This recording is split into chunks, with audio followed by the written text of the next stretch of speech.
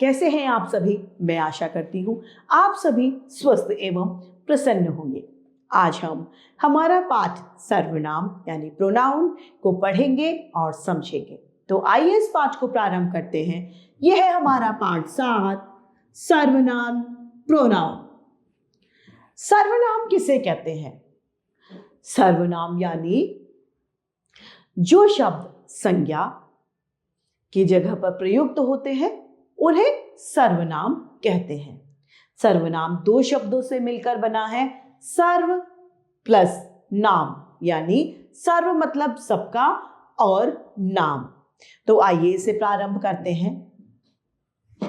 एक यहां पर पंक्ति दी गई है, लिखा है, गुरुजी ने गुरुजी के शिष्यों को इसलिए डांटा कि शिष्यों ने गुरुजी के द्वारा दिया गया पाठ नहीं किया था।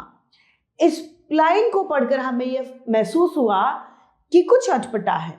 क्या? ये गुरुजी शब्द बार बार पूरे वाक्य में, पंक्ति में आ रहा है।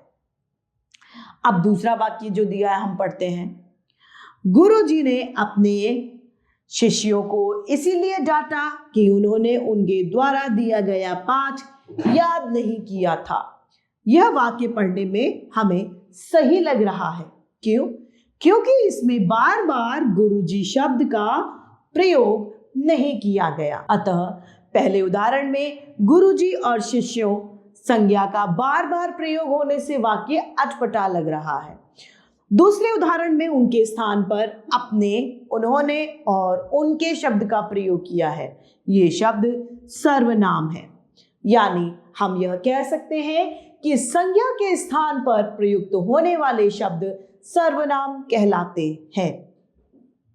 जैसे कि मैं, हम, तू, तुम, वह, वे, उससे, उन्हें आदि सर्वनाम शब्द हैं। सर्वनाम के 6 भेद होते हैं। पहला, पुरुषवाचक सर्वनाम। इसमें जो सर्वनाम शब्द किसी पुरुष जात के नाम के साथ में प्रयोग में लाया जाता है वे पुरुषवाचक सर्वनाम कहलाते हैं। जैसे कि मैंने तुमसे कहा था कि वह अच्छा लड़का है। इस वाक्य में मैंने, तुमसे और वह पुरुषवाचक सर्वनाम है। पुरुषवाचक सर्वनाम के 3 उपभेद होते हैं, उत्तम पुरुष, मध्यम पुरुष तथा अन्य पुरुष। उत्तम पुरुष में जिनके लिए जो बात करता है, बात करने वाले व्यक्ति को उत्तम पुरुष में सम्मिलित किया जाता है। जैसे कि मैं, मेरा, मुझको, हम आदि।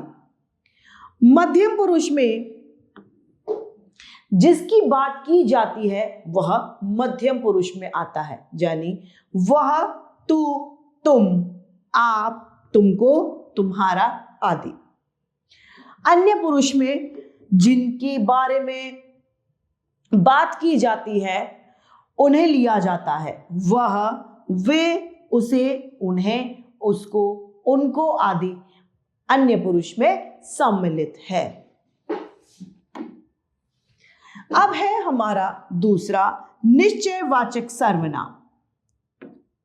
जैसा कि इसके नाम से हमें पता चलता है, जिन सर्वनाम शब्दों का प्रयोग किसी निश्चित वस्तु या प्राणी के लिए किया जाता है उसे निश्चितवाचक सर्वनाम कहते हैं।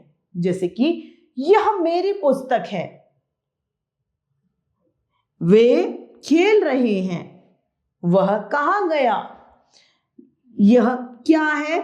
यहां पर ये, वे, यह और वह एक निश्चित चीज को दर्शा रहे हैं, अतः ये निश्चितवाचक सर्वनाम है।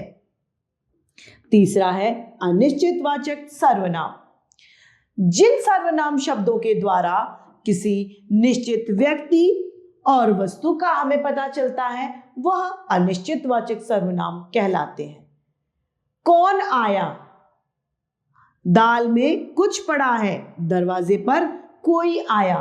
तो कुछ पड़ा है, उसमें घी भी पड़ा हो सकता है, उसमें कंकड़ भी पड़ा हो सकता है, उसमें नमक भी पड़ा हो सकता है, उसमें कुछ भी पड़ा हो सकता है। तो हमें अनिश्चितता का बोध हो रहा है, अतः यह अनिश्चितवाचक सर्वनाम के उदाहरण है। चौथा है हमारा संबंधवाचक सर्वनाम। जो सर्वनाम शब्द दो शब्दों या वाक्यों में आपस में संबंध जोड़ते हैं वह संबंधवाचक सर्वनाम कहलाते हैं।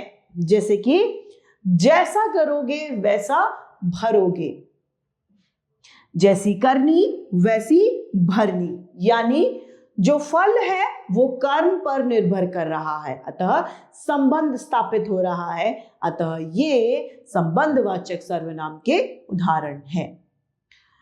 पांचवा है हमारा प्रश्नवाचक सर्वनाम। जिस सर्वनाम के अंतर्गत प्रश्न पूछे जाते हैं या प्रश्न किए जाते हैं वह प्रश्नवाचक सर्वनाम कहलाता है। कक्षा में कौन आया, यह किताब किसे दूं, वहां कौन खड़ा है, तुमने क्या खाया, तुम कहां रहते हो।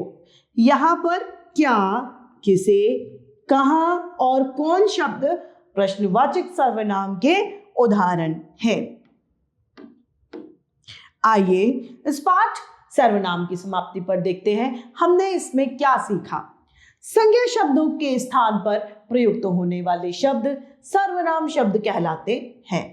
सर्वनाम 5 प्रकार के होते हैं: पुरुषवाचक सर्वनाम, निश्चयवाचक सर्वनाम, अनिश्चयवाचक सर्वनाम, संबंधवाचक सर्वनाम तथा प्रश्नवाचक सर्वनाम। पुरुषवाचक सर्वनाम के 3 उपभेद होते हैं: उत्तम पुरुष, मध्यम पुरुष तथा अन्य पुरुष। तो इस तरीके से हमारा यह पाठ सर्वनाम समाप्त होता है। मैं आशा करती हूं आप सभी लोगों को यह पाठ भली भांति रूप से समझ में आया होगा। आज के लिए इतना ही, फिर मिलते हैं। धन्यवाद।